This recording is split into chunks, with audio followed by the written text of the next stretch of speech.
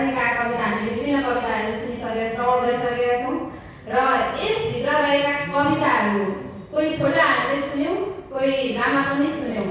अबको क्रममा यसै कविता सङ्ग्रहभित्रको कविता वाचन गरिदिनुको लागि सुनिता अधिकारीज्यूलाई हार्दिक अनुरोध गर्दछु।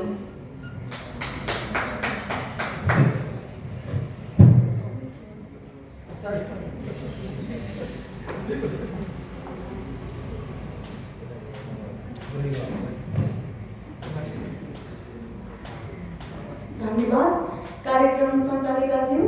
आज हाम्रो हुन गइरहेको यस कार्यक्रममा उपस्थित हुनुभएका सम्पूर्ण अग्रज व्यक्तित्वहरूमा म सुनिता अधिकारीको न्याय नमस्कार।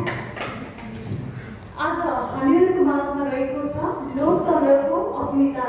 यसका सर्जक हुनुहुन्छ आदरणीय मणिराज सिंह।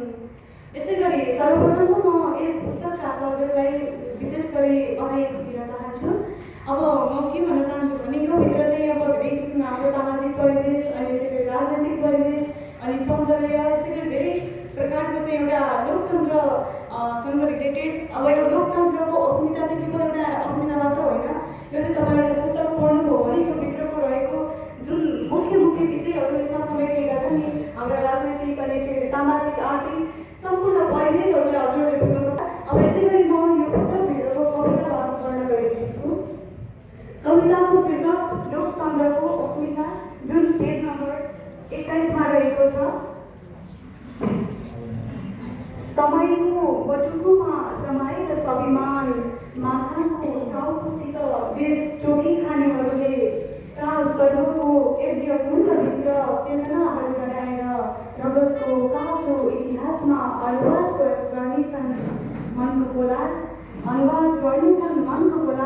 त्यतिखेर कतिवटा नानीहरूलाई उच्छृङ्खल इन्द्रियसित आफ्नै चोखो वैशाखीको समेत हुने छैन।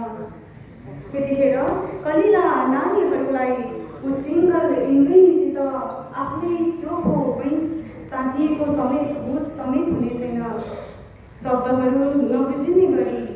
शब्दहरूले गरी जब हल्लाले तातिने छ बजार, उसाउँदै आफ्नै कपड र ननिहार दिउँदिनेछन् पुर्खाहरू मसान भट्काउँदै, नदीहरू उफ्रिँदै गुगुर्ती बासुर्ती गर्नेछन् सूर्यको छातीमा।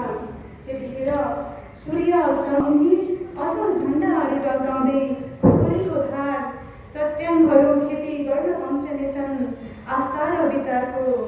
एक टुक्रा भोगसित नुन खुर्सानी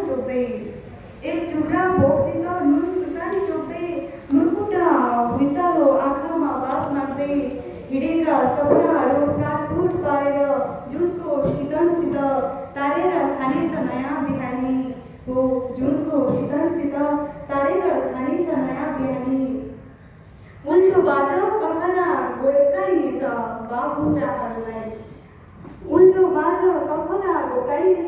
बाबुराहरूलाई, टाउको खाने लिम्बूमा पटक पटक सुत्केरी हुनेछ वैशालु घाम। घाइते सम्भावना बोकेर विरोध जुलुस निस्किनेछ हाँसहरूको। भालेहरू बस्दै हिँड्नेछन् मध्याह्नमै, सिउसालेर पेस बखत भूत र वर्तमान च्यापेर नापिरहनेछ समय लोकतन्त्रको अस्मिता। नापिरहनेछ समय लोकतन्त्रको अस्मिता।